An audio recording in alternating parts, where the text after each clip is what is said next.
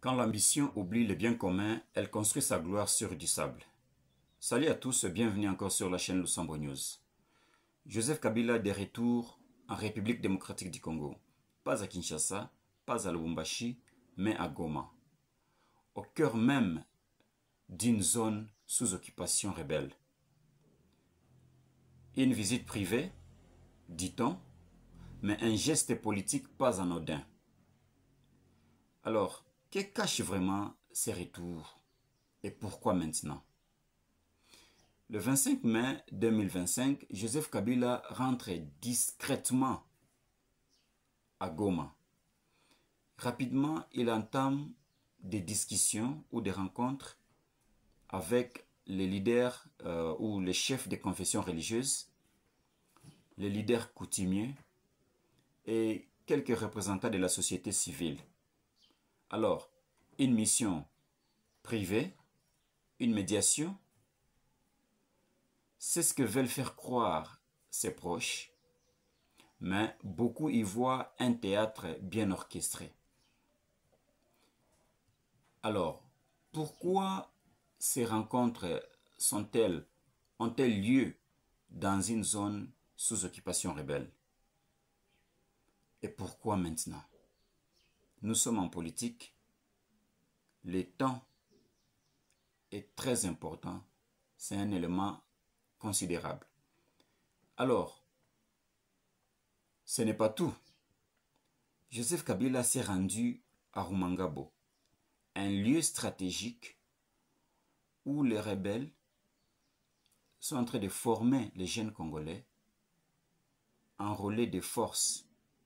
Ils sont enrôlés par force dans des quartiers. On ramasse des jeunes dans des quartiers, on les enrôle par force, on les amène à Rumangabo. C'est leur lieu de formation. Maintenant, un ancien chef de l'État, Joseph Kabila, il s'est permis d'aller à Rumangabo, pas seulement des passages, mais selon les sources locales, il s'est entretenu avec des officiers. Et il a même eu des réunions à huis clos avec des officiers du M23 à Rumangabo. Alors, comment un ancien chef de l'État, quelqu'un qui est supposé se tenir à l'écart des conflits, peut-il se permettre une telle visite sans coordination avec Kinshasa ou l'ONU, mais de lui-même? Rappelons-le, Joseph Kabila est accusé régulièrement de complicité ou de soutenir ou de maintenir les relations avec les rebelles du M23. C'est même cette question qui lui a valu la levée de ses immunités récemment par le Sénat congolais. Et nous le savons très bien, pourtant, ces membres du FCC PPRD, ils sont en train de tout nier. Et ils ont récemment nié sa présence à Goma. Jusqu'à ce que les photos, des vidéos et des témoignages rendent cette position intenable. Alors, la question n'est plus est-ce que Joseph Kabila serait à Goma? Maintenant, la question est, Kabila agit-il comme médiateur ou comme complice silencieux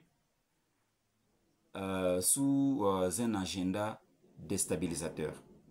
Alors, pendant ce temps, à l'international, les négociations de Qatar, négociations à Doha, censées amener la paix entre la République démocratique du Congo et les rebelles du M23, piétinent.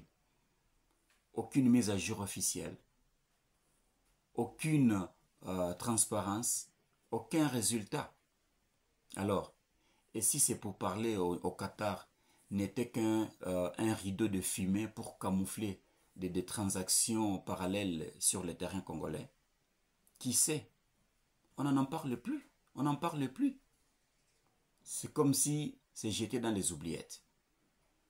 Officiellement, il n'y a pas de mise à jour.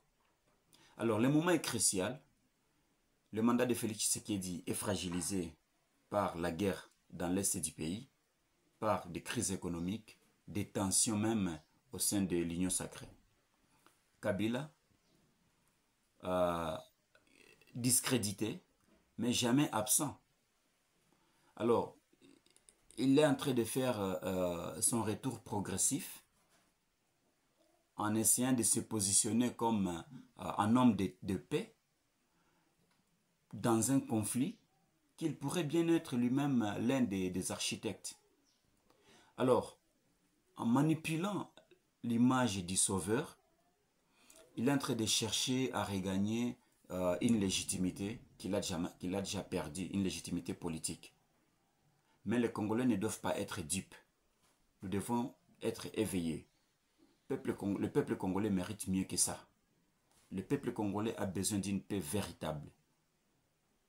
Pas une paix manipulée dans l'ombre par des ambitions individuelles.